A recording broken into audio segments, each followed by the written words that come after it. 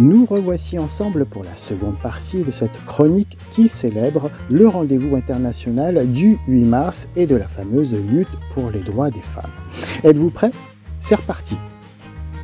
Il nous reste 3 titres à vous suggérer, vus lors de nos pérégrinations en librairie et bibliothèque et lus pour vous.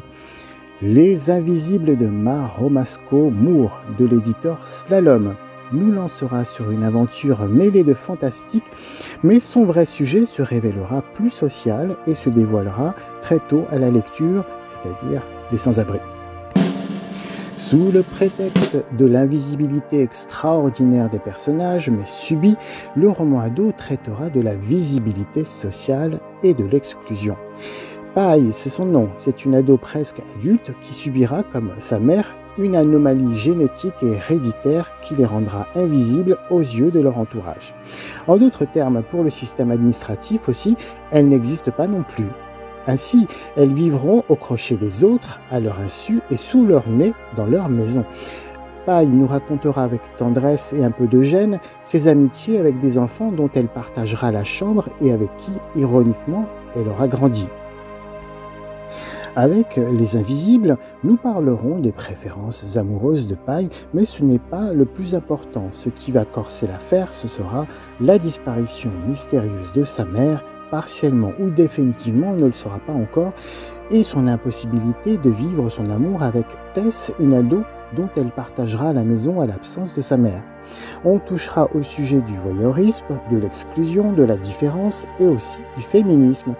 Car Paille et sa mère sont paradoxalement libres de faire ce qu'elles veulent. À travers l'excuse du fantastique, c'est un roman de vie qui finalement prendra le temps de nous rendre sensibles aux affections entre filles. Si vous êtes toujours à l'écoute, un autre titre, mais cette fois pour les lecteurs ados plus jeunes, c'est à noter si vous êtes fan de mythologie grecque, Mythique héroïne de légende, une anthologie de Françoise Rachmoul et illustrée par François Roca chez l'éditeur Flammarion Jeunesse. Comme dit, si vous êtes amateur de mythologie, ce titre devrait vous régaler, reprenant les grands mythes des dieux et héros, mais vu par le biais des déesses et héroïnes de ces histoires.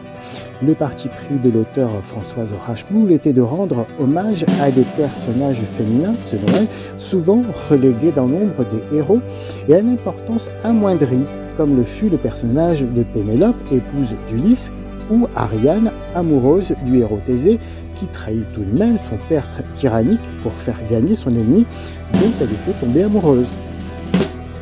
Dans des récits que l'on propose en général au lycée, il y aura des drames portés par des femmes qui n'hésiteront pas à s'opposer à l'injustice de leur société envers leur famille.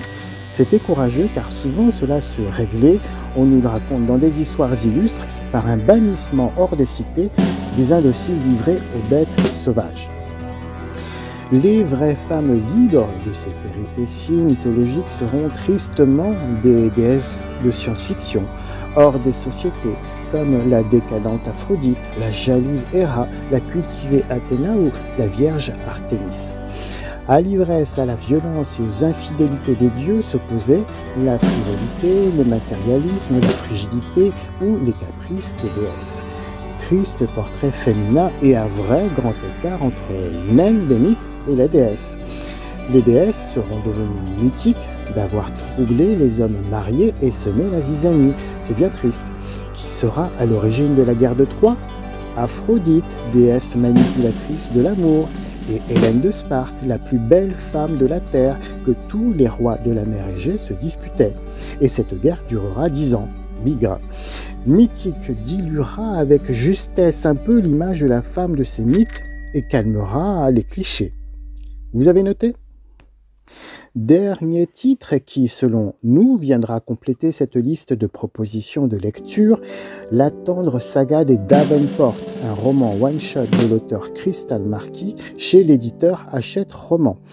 Le roman offrira un angle de vue original de la célèbre self-made maid américaine où lorsque chacun aura l'opportunité avec du travail et des relations de bâtir son empire. Le roman nous renverra à des séries du moment, la série série anglaise Downton Abbey ou celle américaine Gilded Age. Cette dernière est la plus proche, reprenant cette guerre invisible qui se livrait en Amérique entre les riches, ceux légitimes, descendants des premiers colons anglais, et ceux qui se seront faits eux-mêmes, sans hériter, les stratèges de la finance et du commerce, travailler, mon Dieu, quelle horreur, des congés, mais c'est vulgaire. Revenons à la famille Davenport et son milieu. Ce sont des parvenus. Le père, esclave et affranchi, aura monté son entreprise automobile. Donc une affaire ayant le vent en poupe pour l'époque de la fin du 19e siècle, où l'on se salira un peu les mains et signe d'une révolution industrielle qui marquera la fin des voitures attelées avec des chevaux. Il fera fortune et cherchera ses héritiers, ses fils ou ses gendres. Ainsi, sans se montrer brutal, il ne permettra pas pour autant à Hélène, sa fille cadette, génie de la mécanique, de reprendre l'affaire. Les hommes ne voudront pas faire affaire avec une femme, nous dira-t-on. Et Olivia, l'aînée, aura le droit d'être frivole. On lui cherchera un promis, mais arriveront deux jeunes garçons très différents sur la ligne de départ. Et ceci montrera à Olivia qu'elle aura le choix. L'un d'eux fera de la politique et militera pour les droits des Noirs dans le sud de l'Amérique, et Olivia, préservée jusque-là depuis sa naissance de ses histoires, va découvrir l'histoire bouleversante de son peuple, mais aussi qu'elle n'est pas qu'un joli minois. Elle a des convictions. Le monde peut être violent quand on ne suit pas le sens du vent ou que l'on sort des limites autorisées. Et Olivia l'apprendra durement. Ne vous inquiétez pas, ça ne sera pas une lecture anxiogène, mais au contraire très divertissante, romanesque, avec ses amours cachés, ses manipulations et ses triangles amoureux. De quoi passer un bon moment tout en s'intéressant à l'origine sociale des États-Unis. Voilà, nous espérons vous avoir donné envie de tenir entre vos mains ces titres et aussi d'avoir suscité votre intérêt sur le sujet des droits des femmes. Ados, filles et garçons, n'hésitez pas à venir réclamer ces titres, ils vous attendent. Bonne lecture.